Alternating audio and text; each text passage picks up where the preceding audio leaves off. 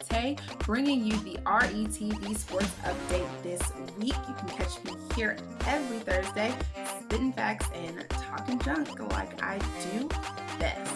So let's get started. Cam Newton has come out on record saying that he does not feel like the Pats starting QB. As we know, Cam has spent his entire career up to this point with the Carolina Panthers and has been plagued with injuries in the last year and a half, year and some change, where at the 2019 season, he actually only ended up playing in 2 games where he threw 0 touchdowns and 1 interception between the two.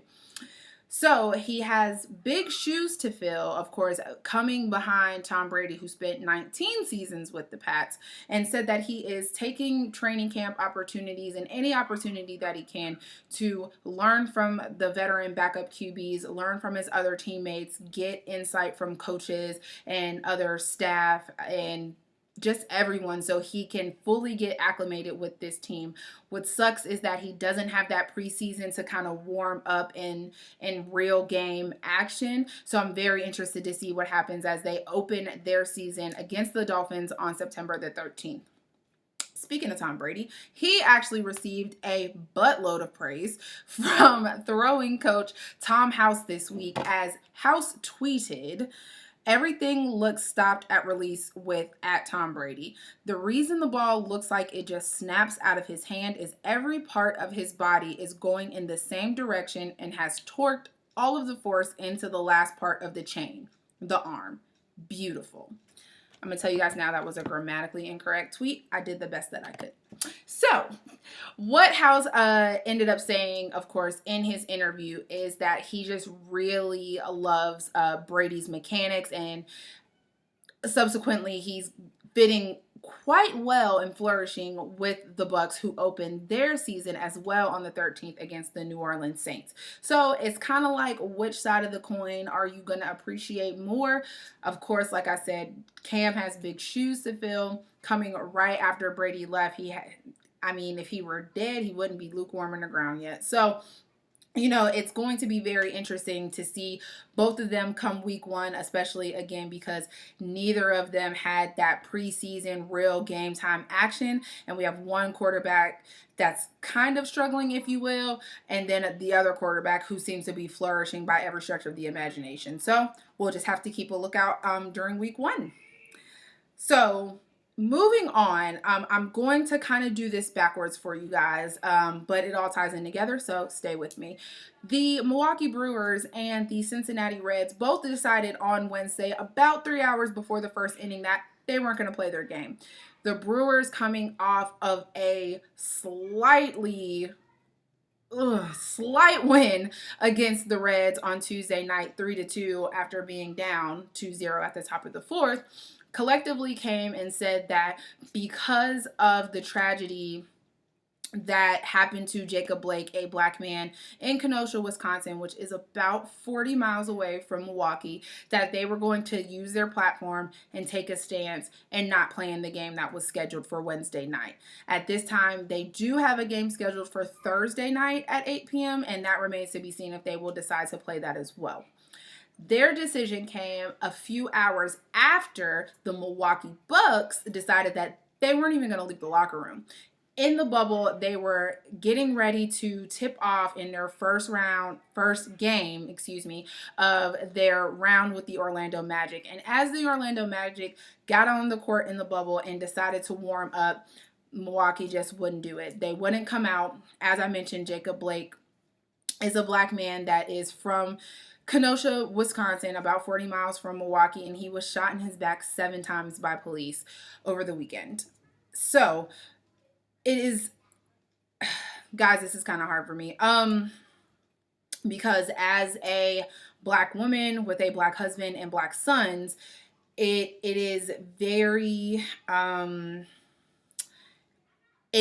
hard to stomach that not only was this man not bothering anybody, not doing anything, actually trying to do some good and breaking up a fight, was shot more than once, more than twice at that, more than 5 times actually, in front of his children, no less, is really, it just kind of messes with me. And I know that that's not technically about sports, but of course I am human, and that is what I believe, as I am not there, that the Milwaukee Bucks, the Milwaukee Brewers, the Cincinnati Reds, and anybody who just at least tries to understand and supports the Black Lives Matter movement. And I applaud the NBA players and the MLB players and anybody taking a stance, as we saw weeks and weeks ago, that the WNBA decided that they were going to walk off the court in support of justice for Breonna Taylor, who was killed by police, murdered as she slept in her bed. Slept in her bed at her house, and now she is gone. I applaud these celebrities, if you will, for trying to use their platform to impact change. The NBA has actually done an amazing job of this, as we have seen the bubble begin, and as the bubble has continued over the last few weeks. All of the courts say Black Lives Matter. They kneel during the anthem. They have foregone their jersey names for the most part, or at least put it at the bottom if it says it at all, and have opted to have Black Lives Matter or I Can't Breathe, Justice for Breonna Taylor, say her name, just anything that continues to rise the movement, the Black Lives Matter movement, up to the forefront, up for everybody and anybody to see, and try to understand that as Black people, men, women, children, what have you, that this is something that needs to change. And as the NBA decided to postpone the remaining games for Wednesday night, players are still kind of in talks of just basically walking out on the rest of the season, as many weeks as that may be, as we are currently in playoff time. The Celtics and the Magic and some other players kind of got together on Tuesday night and talked about not playing on Wednesday, and it wasn't clear if they had came to this agreement as a group, or if Milwaukee just decided that, hey, we're just not going to come out, and hopefully everybody will follow suit. The Magic, as I mentioned, they were already on the court warming up, and when they realized what was going on, they actually went back into the locker room, and then several minutes later, it just kind of started to clear out, as much as it was kind of empty in there to begin with. But referees and AV, IT people, anybody, they were, taking names off of chairs and kind of shutting the whole thing down. And like I mentioned, the NBA decided to postpone the rest of the games for Wednesday night, even though it seems as though those games probably weren't going to happen anyway. LeBron tweeted a couple of things, and he's clearly upset with an explicit tweet that we're not going to share here on the air, but these players are really feeling the frustration, and it is really nice to know, like I said, just as a Black woman, person, wife, and mother, that this is outraging to everyone, no matter what status of life you are in, because who am I, right? But you have your players, your coaches. We know Doc Rivers spoke out on Wednesday. Pop speaks out constantly. Steve Kerr, they all use their platform and say what they need to say to impact change.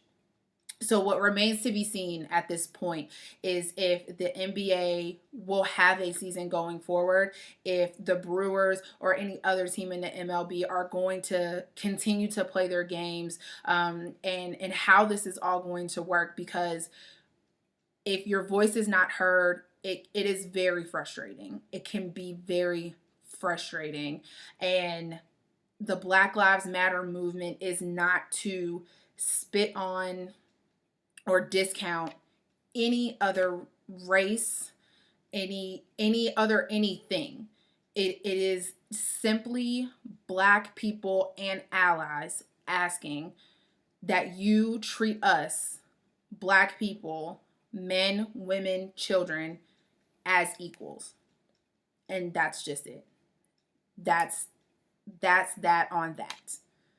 So again, I applaud the NBA and the Milwaukee Brewers and the Cincinnati Reds for using Wednesday to try to impact change. And I am very interested to see how this continues. If the playoffs continue for the NBA, if other teams in the MLB decide that, hey, we're not going to play our game either, and we just keep praying and hoping that the steps that these players take, the steps that